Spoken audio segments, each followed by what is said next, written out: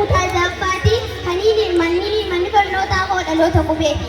Akkam jirtan nagiyaa yaa hawaasa keenya nagiyaadhaaf qabdanii alaa manni keenya baganuuf dhuftanii agartan barnoota keenya gammannee meessa isin keenya silaamumiin isinii hafaa yaa rakkoo jireenya gaaf tokko ni hafna abshiir jechuu beena ati nu milkeessii yaa mooticha keenya ati nu milkeessii yaa mooticha keenya.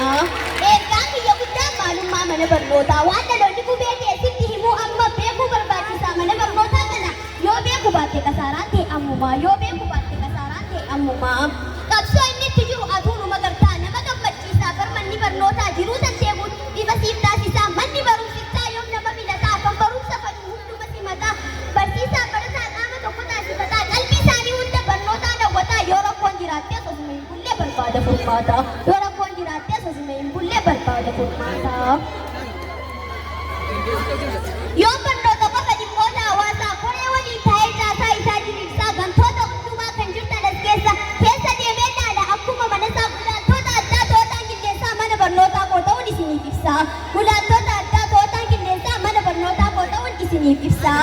Mana barnootaa koo ifaa jiruu kootii furtuu miira kootii jabeessaa kaayyoo kootii si keessatti argaman dooktoraa fi injinariiniiti.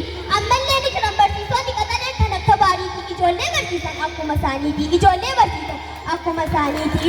Bakka takkaan dhaqiisan si geessisaa yuunivarsiitiin geessee fookii gubbabbaasa warra dhaqan ammoo waggoottaan badaasaa barbaadee funaanee ganda hunda keessa kanaafii lallabee sitti waa'ee isaa qabaatanas kannaa eenyu dorgomaansaa qabaatanas kannaa eenyu dorgomaansaa.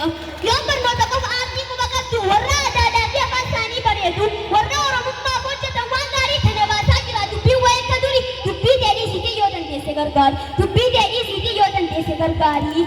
Hayyoota gurguddoo kan akka adeeroo haadhee qotee baasa bakka inni jiru seenaan hin nyaatu jechuun osoo jiru kana hojjechaa jirra akka lubbuun turuuf nutoo maal hojjenne barwaa jiru naa galateeffadhaa manni barnootaa koo waara futtiin jiru naa galateeffadhaa manni barnootaa koo waara futtiin jiru.